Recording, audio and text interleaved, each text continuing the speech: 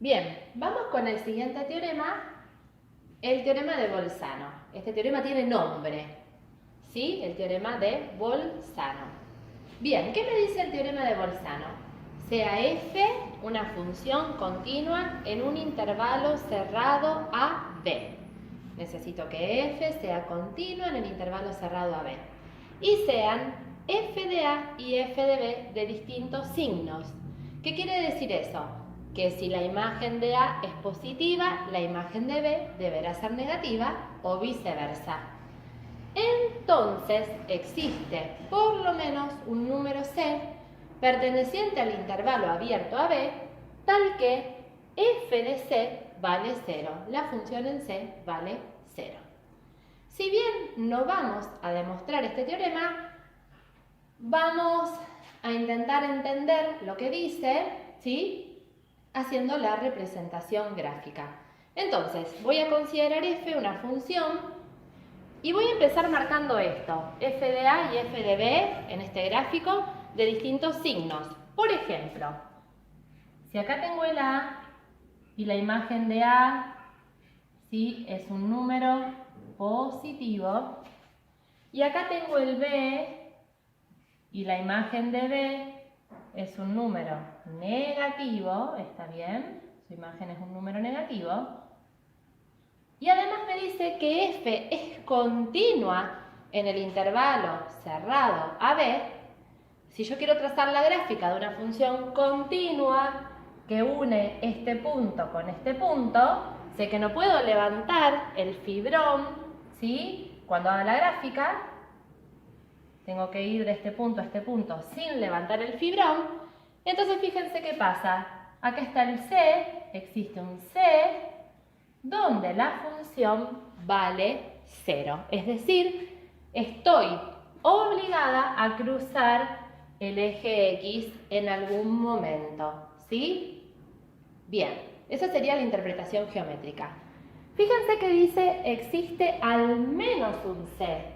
¿Por qué? Porque podría suceder que haya más de uno, pero por lo menos va a tener que haber uno. Hagamos otro ejemplito. Supónganse que esta es la imagen de A, un número positivo.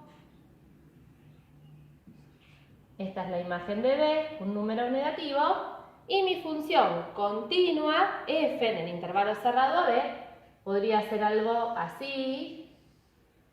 Y por lo tanto, en este caso, encontraría 3 valores, C1, C2 y C3, donde la función vale 0.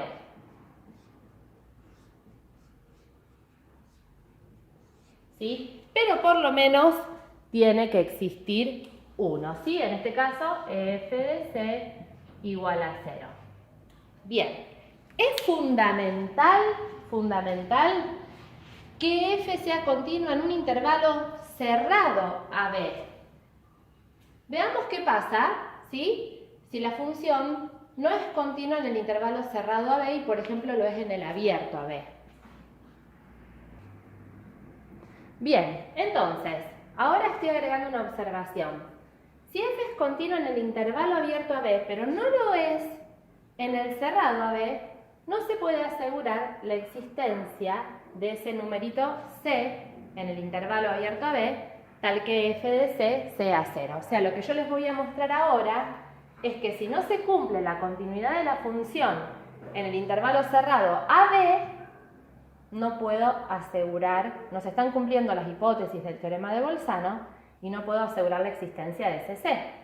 Supónganse que tengo la siguiente función, que f de a y f de b tienen distintos signos. Vamos a suponer de nuevo que f de a es positivo y que f de b es negativo. Pero que la función no es continua en el cerrado, sino que es continua en el abierto, ¿sí?